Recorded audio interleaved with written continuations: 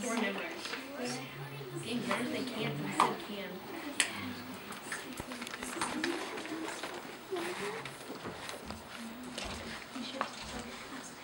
Our next performer will be Sam. Hello, my name is Sam Carmichael, and I will be performing Corduroy by Don Freeman. Corduroy is a bear who once lived in the toy department of a big store.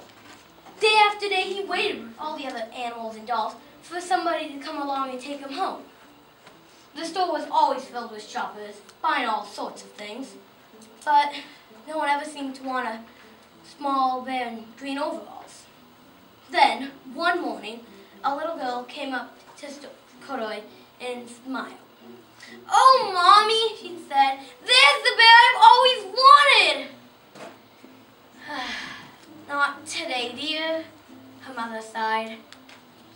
"I've spent too much already, and oh, besides, he doesn't look new. The button to his shoulder strap is missing." Corduroy watched them sadly as they walked away. "I didn't know I lost a button," he said to himself.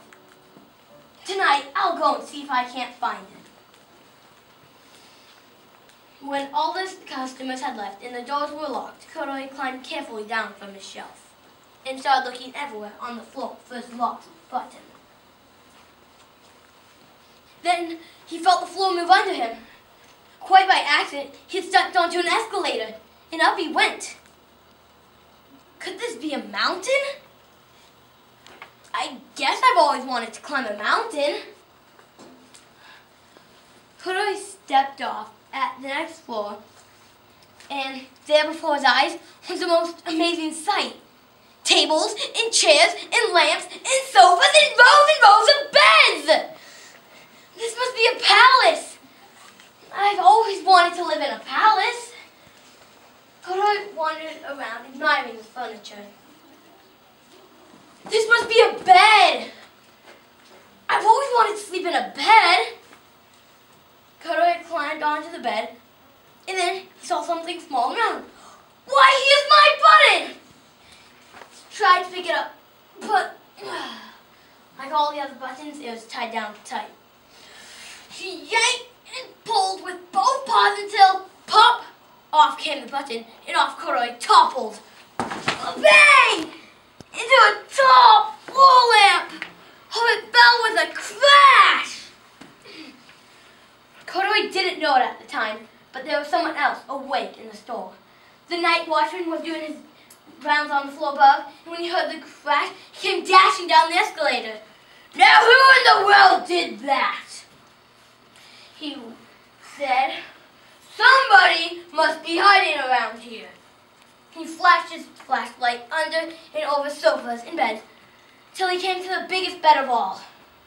Then under the covers, he saw two fuzzy brown ears sticking up. "How did you get here?" he said. And he took Corduroy down the escalator and onto his own shelf. Corduroy was just waking up in the morning when the first customer came into view. Why, it was the same little girl he'd seen only the day before. "I'm Lisa," she said, "and you're gonna be my very own bear. Last night I saved what I saved in my piggy bank, and my mommy said I could bring you home."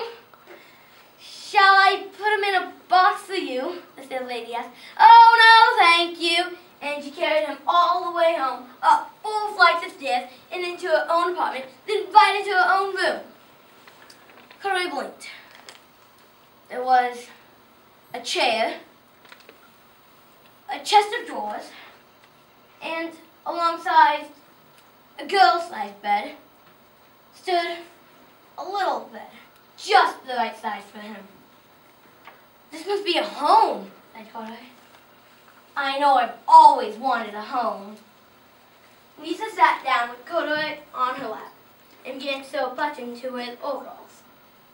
"I like the way you are," she said, "but you'll be more comfortable with your shoulder strap fastened."